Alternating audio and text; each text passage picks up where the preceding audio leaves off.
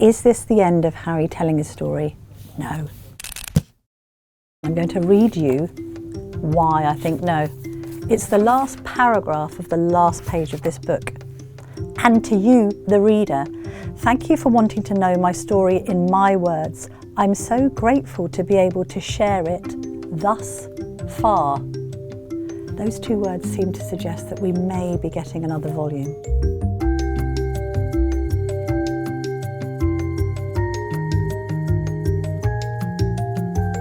So it's here, spare. Don't know if you've heard of it. Apparently Harry's got a book out. Anyway, we've been reading it, so you don't necessarily have to. And obviously it's been explosive because it was leaked ahead of publication. The revelations range from the sublime to the ridiculous, from the tragic to the infantile. You know, very, very powerful passages about the death of Diana, Princess of Wales, and how Harry received the news from his father in bed in Balmoral in the early hours of that fateful day, which obviously are hugely gripping because they're written by Diana's son, mixed in with kind of quite puerile and infantile comments about frostbitten penises and the loss of virginity and kind of toe-curling references. There are times when you're reading the book going, my God, this is just too much information. And what makes me kind of laugh as a journalist is that in this book, he is handing to the media that he hates a royal story to end all royal stories on a silver platter. It's like you couldn't dream for more revelations about the royal family than you have in a book written by the man that is complaining about the press's grotesque invasion of privacy into the lives of the royals.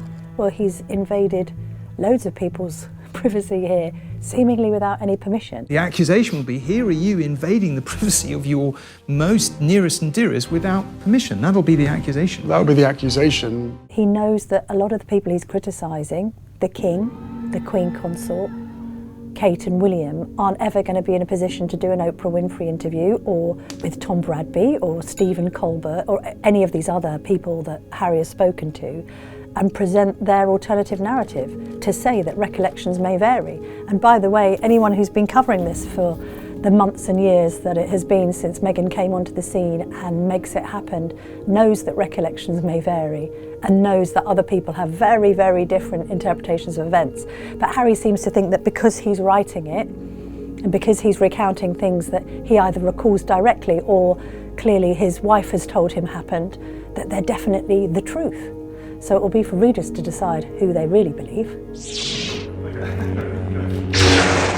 I think the trouble with this desire for reconciliation after having lobbed a load of grenades into the palace and now expecting the royal family not just to pick through the pieces but sort of to undergo this period of self-reflection where they suddenly think that they owe Harry and Meghan an apology. I want reconciliation, but first there needs to be some accountability. I think anybody watching it from the outside in is thinking that's kind of unlikely to happen. And now it just feels like he wants to kind of trash talk. The trouble is, from I think the royals' perspective, is having been trashed, they're not really in the mood to start handing out apologies to anyone. I would find it very difficult to see them coming back and having the relationship they used to have after this, personally. Yeah, I agree with that. Yeah. And second of all, the couple can use anything that they're told in private now as content. It's open season now, isn't it? He's writing the intimate details of conversations that really the public doesn't have the right to know. I think it's personal information, it should have stayed personal. So the idea of them sitting down and confiding their deepest, darkest feelings about where it all went wrong, I mean, it doesn't seem likely because I think there's a genuine fear among the royals that anything they do say may be used against them. It stopped me cold, as it was meant to. Not because he'd used it, but because it didn't work. I simply didn't believe him. I suppose it's kind of shocking to hear the stories in Harry's voice, although much of the book vindicates a lot of the royal reporting that he says has been complete nonsense over the years. We knew that Harry had taken drugs and he goes into great detail. You could argue perhaps that to be banging on about how great psychedelic drugs are, throughout the book is probably not the best idea.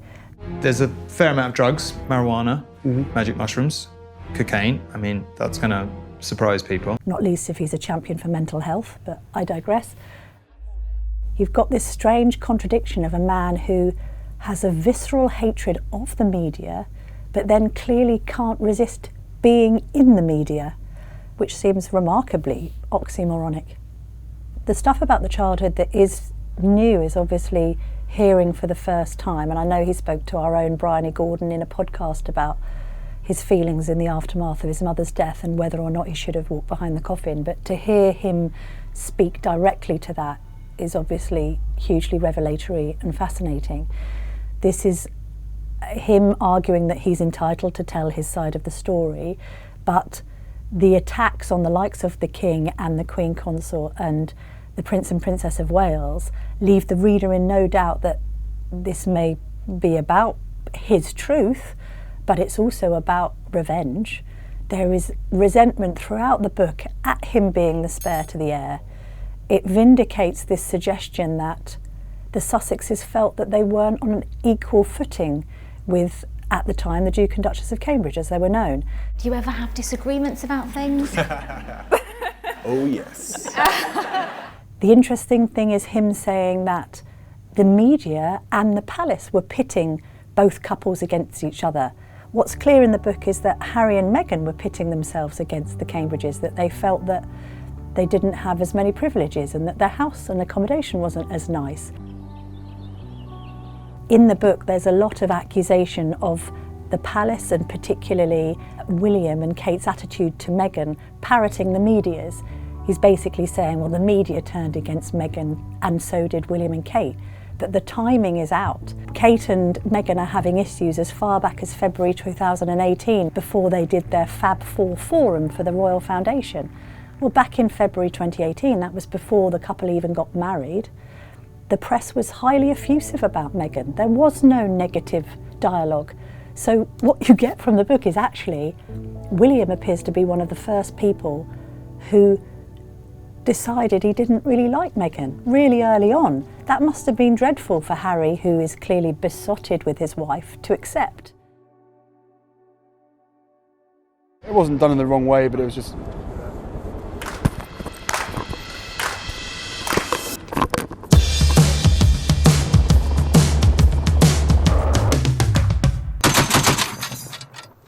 When he returned from Afghanistan, he returned a hero, and it was obvious he had killed Taliban.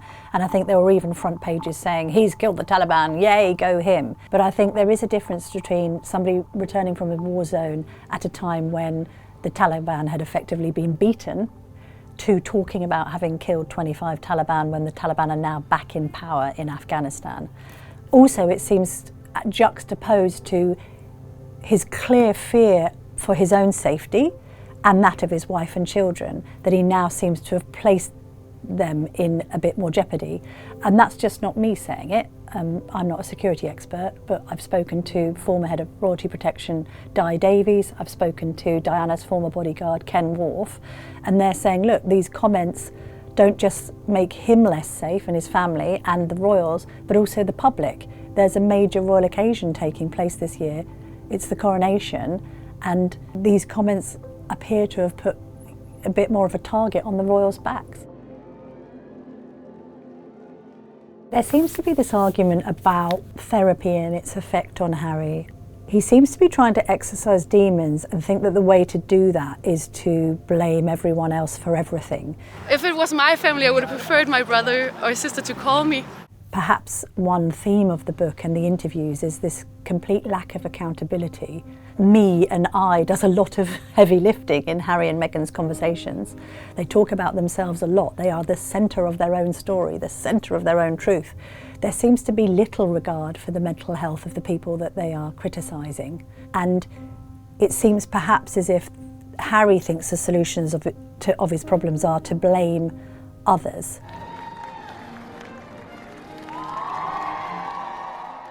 After the wedding, the palace actually kind of lost control of the narrative. The rogue royals. They couldn't contain some of this stuff because, first of all, loads of people were involved in the wedding, and that creates more of an environment for things to leak. And second of all, People forget that after the wedding, Thomas Markle, Meghan's father, took to the airwaves, questioning their behaviour. Everything they're doing is for money. So from the public's point of view, and it's interesting, this isn't really mentioned here, but when somebody's dad goes on the telly and gives you a different impression of their own daughter than had previously been given, then people start to question. He's abandoned them all, and all he does now is ride a bicycle around the neighbourhood he lives in. People were saying at the time, oh God, I don't know if I'm comfortable with Thomas Markle giving interviews to the likes of Good Morning Britain. However, I don't know if the couple have really handled this very well. He had a heart attack. They didn't even go out there to see him. So that was at the point that the palace really lost control of the narrative. So there's an irony there. They're blaming the palace, but at that time, the palace was furiously trying to help them make the negative publicity turn positive again. But by that point, the cat was out of the bag because you had Meghan's own family members, rightly or wrongly, and many people think it's wrong, criticising her. So you fast forward and you get Harry in this book kind of doing what Thomas Markle did, but on steroids. Doesn't make sense. Well, they're certainly very rich. There are lines in the book, particularly about Camilla, the Queen Consort. She's a wicked stepmother. At times, he talks in interviews about how he loves Camilla, but at the same time, she's been highly criticised in the book. Some of the interviews are contradicting the tone of the book. Is it because he's looking at this and maybe thinking he's got regrets? There's a lot of rewriting of history that seems to be going on. Let's take this suggestion to Tom Bradby on ITV on Sunday night, that when they talked to Oprah Winfrey about comments having been made about the colour of Archie's skin. What? About how dark your baby is going to be? That it wasn't racist. Ooh. Oh, the press suggested it was racist. But this is the other question perhaps he hasn't quite worked out in his own mind because of this long-standing hatred of the media. And you know what? When he talks about how the paparazzi behaved in the aftermath of Diana's death in the Alma Tunnel in Paris, you can forgive him for having those feelings. But hang on, the press doesn't inform public opinion always. Public opinion informs the press. People watched that interview and perceived it that the couple was saying that the royals or a royal was being racist. I don't know how staying silent is ever going to make things better. This is a man who describes silence as abuse and criticises the palace for not correcting stories for months on end. If they weren't intending to call the royal family racist, why didn't they come out and say that at the time? They've let that thought linger for months, if not years. Is the royal family a racist family, sir? No, we're very much not a racist family. Yeah, sometimes you get the impression that Harry is a bit confused. If you're invited to the coronation, will you come? There's a lot that can happen between now and then. But, you know, the door is always open. The ball is in their court. There's a lot to be discussed, and I really hope that they are willing to sit down and talk about it. Does this jeopardise the coronation? The British public are increasingly turning against them. It sort of feels a little bit whingy. Would you then turn up and run the risk of being booed or egged? If they do turn up, what do the royals do with them? They can't give them a frontline role, even though Harry is fifth in line to the throne, because they don't want Harry and Meghan overshadowing a major royal occasion. If they put them in the cheap seats, then that matches this idea that they've always been treated as second-class citizens in the royal family. So it's a real tricky one. I mean, you'd think at this stage that Harry would have to have quite a brass neck to turn up at Westminster Abbey. But after the year or two that we've experienced in royal life, nothing would surprise me.